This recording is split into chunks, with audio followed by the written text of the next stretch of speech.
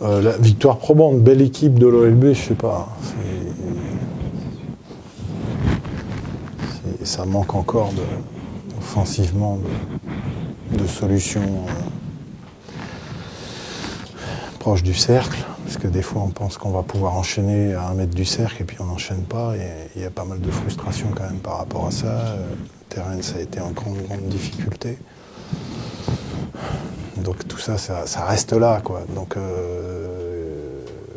pour gagner après, il faut un énorme investissement, vous l'avez souligné, et une capacité à minima stopper l'adversaire. C'est ce qu'il fallait de toute façon retrouver, puisque on l'avait dit aux garçons, 20 journées, 72 points encaissés en temps réglementaire.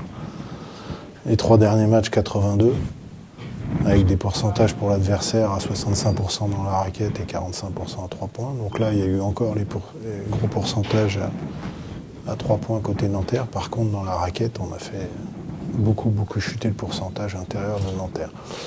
Donc heureusement qu'on a eu cet investissement-là pour faire basculer le match en notre faveur.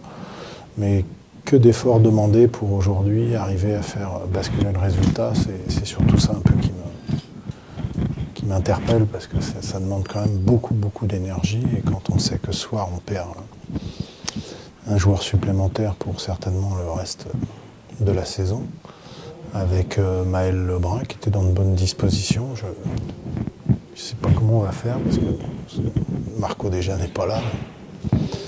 Ça fait beaucoup, mais bon, c'était une petite finale. Il fait comme une petite finale, comme toutes les finales, il faut les gagner, et quelle que soit la manière, et l'essentiel, il est là.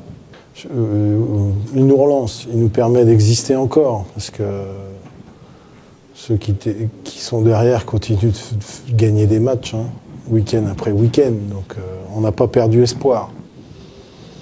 Maintenant, je suis conscient de la difficulté de la tâche. Hein. De toute façon, il nous faudra rester invaincu à domicile, et quand on sait qu'on joue les 2 Bourguignons qui sont en pleine bourre, et puis Le Mans qui l'est aussi puisqu'ils ont gagné à Limoges et qui joueront peut-être pour la première place, on a que des énormes challenges à domicile sur les 3 dernières journées à domicile, et puis à l'extérieur, Roanne qui va jouer sa survie dans une semaine en ayant perdu ce soir quasiment, et puis après c'est Strasbourg et Paris à part. Donc tout ça, ça fait... Voilà. Donc oui, on existe encore. C'est sûr que ce soir, on perdait quasiment toute chance, je pense. Là, au moins,